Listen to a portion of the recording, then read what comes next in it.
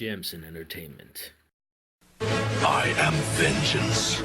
I am the night. I am Batman! If you didn't guess it, this is a Superman review. You may have noticed I found some money in the budget. The lighting's better. I no longer have the Two-Face going on. In preparation for Batman v Superman at the end of the month, I'm going to do a review on the animated adaptation of Frank Miller's The Dark Knight Returns. In this story, the Batman has been retired for 10 years because he's locked up his rogue gallery. Unfortunately, the times have become dark again because there's a new gang called the Mutants. No, they're not like the X-Men mutants. They're just people that have mutilated their bodies to look like mutants. Batman comes out of retirement to take on the mutants, but he knows he's a little rusty, so he goes after common thugs first. And then he works his way up to the boss of the mutants. Unfortunately, he takes him head on and loses because the guy he fights is 3 times younger than he is. So he retreats, gathers his thoughts, and comes up with a strategy to take on the boss. The way he does that is lure them there by having his new sidekick, Carrie Kelly, who becomes Robin on her own, tell them to go to the pipe, where there's a bunch of mud, and Batman fights him. Batman fights the mutant boss in the mud, so there's a fair advantage, and he decimates him.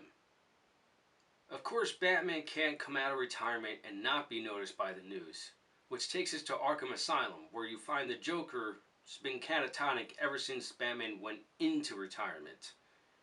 And you see him sitting in the general common area, and he hears Batman's name come on the news, and he starts to wake up slowly. And when he finally does, he talks to his therapist about getting on a talk show host to tell his side of the story. We all know the Joker, though. He has a plan to kill everyone in the studio with his patented laughing gas. Is it a bad thing that I started smiling when I said that? I'm sorry, I love the Joker. He's my favorite villain, just like Batman's my favorite hero. I can't help it. The Joker goes on a killing spree, and it's Joker. He's killing people and laughing. Batman's never too far behind Joker, of course, and he finally runs him down and has the best fight with the Joker ever. No, I'm not going to tell you how it turns out. You got to watch the movie for yourself. Batman's been causing a lot of havoc, and it's been noticed by the President of the United States.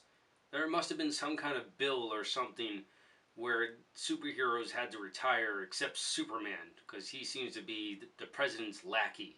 So Batman and Superman have a few talks about what's going on, why he's come out of retirement, and that the government wants him to go back into retirement because he's stirring up the pot, and that's not good for politics, I guess. Well, Batman won't have it, Superman won't have it, and Superman flies by and laser eyes where in the ground, and Batman simply says, "Crime Alley." Now, there's prep time for Batman. He gets to put on his super bat suit, I guess, for lack of a better term, or over this time, Iron Batman, because basically that's what happens. He puts that on, meets Superman in Crime Alley, and they have an even more epic fight. But again, you're going to have to watch the movie to find out. But it's awesome. Batman The Dark Knight Returns is one of my favorite animated features as comic books go. The only 2 things I could say are gripes, but they're not really gripes. Kevin Conroy is not Batman, and Mark Hamill is not the Joker.